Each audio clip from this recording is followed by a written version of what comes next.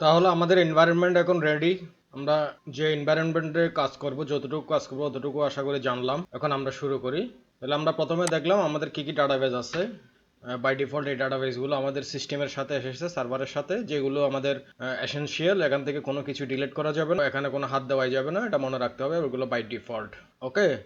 তাহলে এখানে আমাদের আরো বেশ কিছু কমান্ড আছে ডাটাবেস ম্যানেজমেন্ট সম্পর্কিত। এই কমান্ডগুলো ডাটাবেস ম্যানেজমেন্ট সম্পর্কিত, শুধুমাত্র ডাটাবেস ক্রিয়েট করা সম্পর্কিত বেসিক কিছু দেখাবো প্রাথমিকভাবে। এবং এই কোর্সের শেষে অ্যাডভান্স লেভেলের ডাটাবেস অপারেশন করার জন্য আমি বিভিন্ন ধরনের কমান্ডগুলো দেখাবো একবারে কোর্সের শেষে। তো প্রাথমিকভাবে আমাদের যখন যতটুকু দরকার আমরা ততটুকু নিয়েই আগাই, যেহেতু আমরা প্র্যাকটিক্যাল নির্ভর ক্লাস করতে যাচ্ছি। সো আমরা তো ডাটাবেস দেখলাম। আমাদের কাজ করার জন্য আমাদের একটা ডাটাবেস ক্রিয়েট করতে হবে, মানে আমাদের সার্ভারে। সেই ডাটাবেস ক্রিয়েট করার জন্য আমাদের আরও বেশ কিছু জিনিস দরকার হয়। যেমন আমরা ক্যারেক্টার সেট সেট করতে হয় আমাদের, তারপরে কোলেশন দিতে হয়। ক্যারেক্টার সেটটা আসলে আমরা কী ধরনের ক্যারেক্টার ডাটাবেজে সেভ করব সেটা ডিফাইন করতে হয়। তো সাধারণত আমরা ইউনিকোড ইউজ করি। ইউনিকোড ইউজ করলে যে কোনো ল্যাঙ্গুয়েজের ক্যারেক্টার আমরা সেভ করতে পারি ডাটাবেজে। আর কোলেশনের জন্য আমরা যাব সিআই নিয়ে যাব, কেস ইনসেনসিটিভ কোলেশন। ইউনিকোডেরই কেস ইনসেনসিটিভ, মানে যেন আমরা ডাটাবেজ অপারেশনের ক্ষেত্রে স্মল লেটার অথবা ক্যাপিটাল লেটার কেস নিয়ে যেন কোনো ভেরিয়ার তৈরি না হয়, সেজন্য আমরা কেস ইনসেনসিটিভ কোলেশন নেব। ক্রিয়েট করার জন্য আমরা প্রথমে একটা দেখতে পারি আমাদের বাই ডিফল্ট কী কী ক্যারেক্টার সেট আছে। Show character set. Okay. By default আমাদের এই ক্যারেক্টার সেটগুলো আছে আমাদের সিস্টেমে। তো আমরা এই লাস্টেরটা নিয়েই এগোবো, মনে রাখতে হবে। ইউটিএফ এমবি4 সবসময় এটা মনে রাখতে হবে, আমরা এটা নিয়েই এগাবো। আর আমরা কোলেশন বাই ডিফল্ট এটা থাকে, আমরা এইটু নেব না, আমরা ইউনিকোডটাই নেব। তো কোলেশন কি কি আছে দেখি আমরা।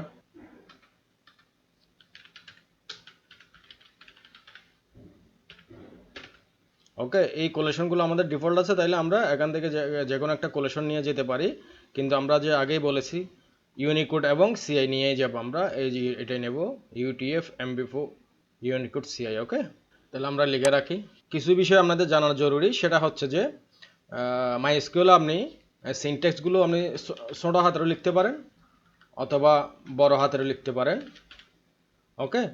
তো বড় হাতের লেখাটাই বেস্ট প্র্যাকটিস। আমরা চেষ্টা করবো সবসময় বড় হাতের লিখতে, কিন্তু ছোটো হাতে লিখলেও সমস্যা নাই, অথবা capital letter small letter mix করে লিখলেও কোনো সমস্যা নাই। আমরা রেজাল্ট পেয়ে যাব, আমাদের কাঙ্ক্ষিত রেজাল্ট। তো আমরা একটু আর হচ্ছে যে কোনো কিছু যদি আপনি কমেন্টস দিতে যান, যেমন আপনি কোনো নোট লিখতে চাইছেন, কোডটা কী জন্য লিখছেন সেটা, কোডের এক্সপ্লানেশন আপনি লিখতে চাইছেন, বা অন্য যখন যে কোনো কিছু আপনি নোট করে রাখতে চাইছেন, সেক্ষেত্রে আমরা এখানে এভাবে নোট করে রাখতে পারি।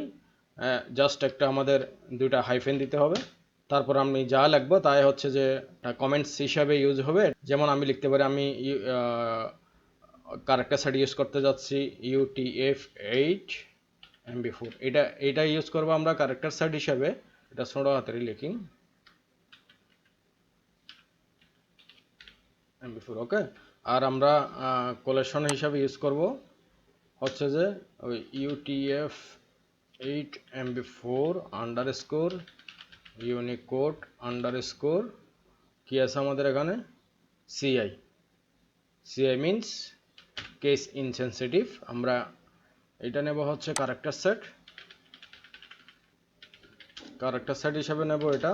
আর হচ্ছে যে কোলেড নেব, কোলেশনটাকে কোলেড হিসেবে ডিফাইন করতে হয়। কোলেড নেব এটা। তাই এটা আমরা জাস্ট একটা নোড নিছি, আমরা কি ব্যবহার করব, আমার পরিকল্পনার একটা নোড নিছি। তো সেই জন্য এটা আমাদের কমান্ডের অংশ না, এটা আমরা কোনো মতে রান হবে না। তাইলে এখন আমরা ক্যারেক্টার সেট কি করব সেটা একটা প্ল্যান করে নিলাম, কোলেশন কি করব সেটা একটা প্ল্যান করে নিলাম। এখন আমরা একটা ডাটাবেস ক্রিয়েট করব আমাদের কাজ করার জন্য। ডাটাবেস ক্রিয়েট করার সময় আরও কিছু জিনিস দেখতে হয়, চেক করতে হয়। এগুলো চেক না করলেও বাই ডিফল্ট হিসাবে যা সিস্টেমে আছে তাই নিয়ে নেয়, কিন্তু আমরা চেক করব। যেমন আমরা আমাদের স্টোরেজ ইঞ্জিনস কি আছে। স্টোরেজ ইঞ্জিন মানে ডাটা যেখানে স্টোর করে, তার মধ্যে বেশ কিছু ইঞ্জিন থাকে। বাই ডিফল্ট ইনুডিবিটা অনেক স্ট্রং রিলেশনাল ডাটাবেজের ক্ষেত্রে বাই ডিফল্ট সেটা থাকে, আমরা ইউজ করব সেটা। তো তারপরে দেখি ইঞ্জিন কি কি আছে। এটা একটা storage engine, InnoDB by default storage engine. Okay. তো আমরা এটাই করব, এই ইনোডিবি, এটাই হচ্ছে আমাদের ইঞ্জিনগুলো। বিভিন্ন ইঞ্জিনের বিভিন্ন কাজ, আমরা ওদের দিকে যাচ্ছি না। আমরা এটা যখন থিওরিটিক্যাল আপনি পড়বেন অনলাইনে জেনে নেবেন এই ডাটাবেসগুলো কী কী কোন সময় কী জন্য ব্যবহার করতে হয়, এগুলো আমাদের বিষয় না। আমরা প্র্যাকটিক্যাল নির্ভর, যেহেতু আমরা এসকিউএল শেখাচ্ছি, থিওরিটিক্যাল শেখাচ্ছি না, যার কারণে আমাদের আমরা যা বেস্ট সেটা নিয়ে যাব। ইনুডিবি হচ্ছে আমাদের বাই ডিফল্ট, এবং আমরা ইউজ করব এটা হচ্ছে ট্রানজ্যাকশনের ক্ষেত্রে, স্পিড আপের ক্ষেত্রে, রিলেশনের ক্ষেত্রে ইনুডিবিটা বেস্ট পারফরমেন্স, মোর পাওয়ারফুল।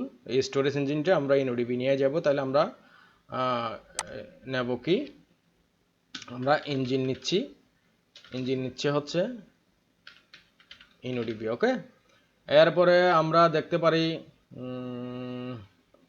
আচ্ছা ইনুডিবি তো আমরা নেব। ইনুডিবি যদিও রান আছে, এখানে আমরা দেখতে পাচ্ছি ইনুডিবি স্ট্যাটাসটা আমরা চেক করতে পারি। শো ইঞ্জিন ইনুডিবি স্ট্যাটাস, এই ইঞ্জিনের স্ট্যাটাসটাকে আমরা দেখি। Status running per second average calculated from the last 20 seconds background thread। ওকে, আমাদের এই ডাটাবেসটা রানিং আছে। কমান্ডগুলো আপনারা নোট করে রাখতে পারেন, আমি কিছুক্ষণ পরে ডিলিট করে দেবো এগুলো। বেস্ট প্র্যাকটিস হলো যে আপনি হাতে কলমে করেন, হাতে কলমে যদি আমি যা যা করছি আপনি প্র্যাকটিস করেন সেভাবেই। এখানে ভিডিও দেখে গেলেন আপনার কিছুই মনে থাকবে না। আমি যা যা লিখছি আপনিও কমান্ডগুলো লিখে প্র্যাকটিস করেন, পজ করবেন। কমান্ডটা যদি আপনি সাকসেসফুলি পান তারপরে আবার রান করবেন, এইভাবেই দেখেন, তাহলে আপনার জন্য ভালো হবে আশা করি। এরপরে আমরা এখানে আরও কিছু প্রাইমারি কমান্ডস আমাদের জানা রাখা ভালো, যেমন আমরা যদি ডাটাবেজে কোনো ওয়ার্নিং আছে কিনা দেখতে পারি। হোয়াট শো ওয়ার্নিংস, কোনো ওয়ার্নিংস নাই। তারপরে হচ্ছে শো কোনো ইরর আছে কিনা, ইরর্স, এগুলো একটা স্টেটমেন্ট। তাহলে আমি কী করছি জান, কন্ট্রোল এন্টার দিচ্ছি, মাউস পয়েন্টার এখানে স্টেটমেন্ট যেখানে শেষ হলো সেখানে রেখে মাউস পয়েন্টার কন্ট্রোল এন্টার চাপ দিলে এটা রান হয়। অথবা আমি যদি এটা এভাবে রান করতে চাই এভাবে রান করাতে পারি। ওকে, একই কাজ। তাহলে এই হচ্ছে আমাদের বেসিক, এই জিনিসগুলো আমাদের বেসিক একটু জানলাম।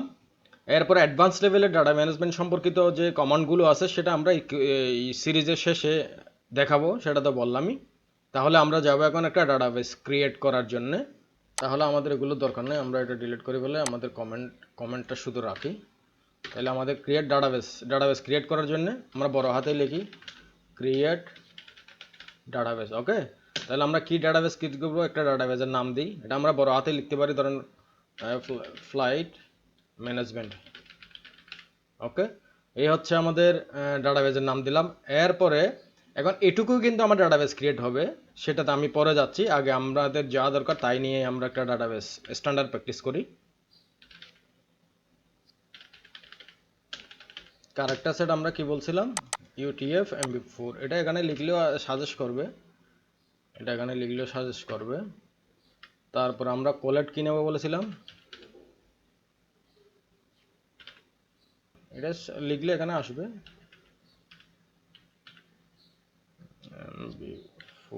MB4 ইউনিকোড, যেখানে আছে আমরা এটাই নেব। ওকে, তাহলে আমরা এবার ডাটাবেসটা ক্রিয়েট করি, কন্ট্রোল এন্টার।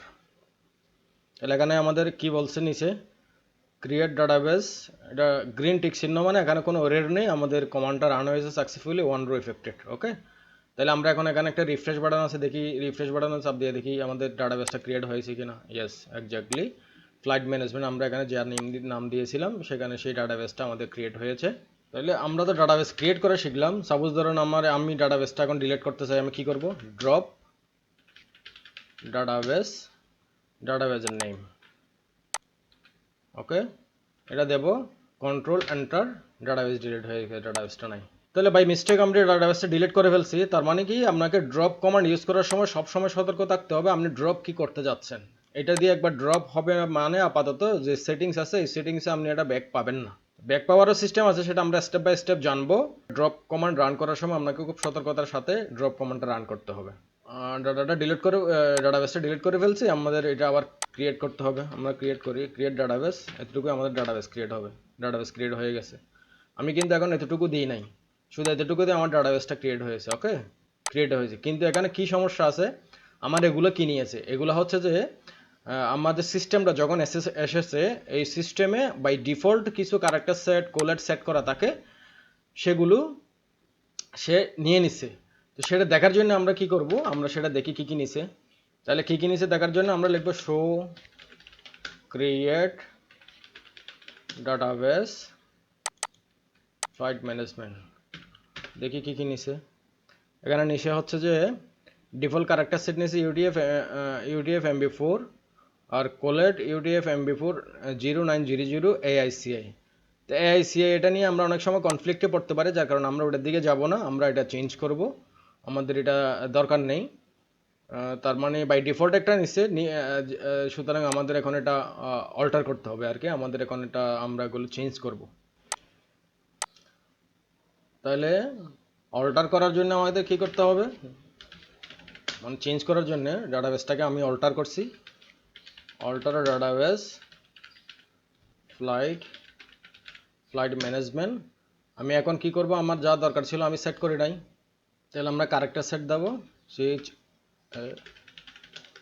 ক্যারেক্টার সেট এইটা, ওকে। আর হচ্ছে যে কোলেট, ওকে, এটুকুই। কমান্ডটা রান করে দেখি, সাকসেসফুলি রান হয়েছে। আমরা আগে সেই কমান্ডটা show create database flight management, okay. এখন আমরা যা দিয়েছি ইউনিকোড সিআই, দেখেছেন তো চেঞ্জ হয়েছে। তো আমরা অল্টার করে নিয়েছি টেবিলটা, আমাদের প্রয়োজন অনুসারে আমরা আমাদের টেবিলটা অল্টার করে নিয়েছি। এটা এক লাইনেও দিতে পারেন আপনি, এভাবে বিউটিফাইও করতে পারেন, এভাবে বিউটিফাইও করতে পারেন, ওকে, এভাবে করতে পারেন সেম। তাইলে আরেকটা অল্টার সম্পর্কে আপনাদের শিখাই। আরেকটা অল্টার হচ্ছে যে alter database flight management read only is equal to 1। এটার মানেটা হচ্ছে যে আমি যখন ডাটাবেসটাকে রিড অনলি করব,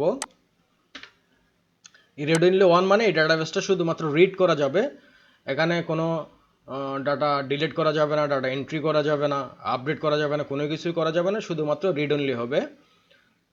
যদি কন্ট্রোল এন্টার দিই, ডাটাবেস এখন রিড অনলি। এবং এটাকে যদি আমরা 0 করি, 0 করা মানে হচ্ছে যে এখানে রিড অনলি 0, তার মানে হচ্ছে এখানে সমস্ত ধরনের অপারেশন করা যাবে, ক্রিয়েট, রিড, আপডেট, ডিলিট সব কিছু করা যাবে, ওকে।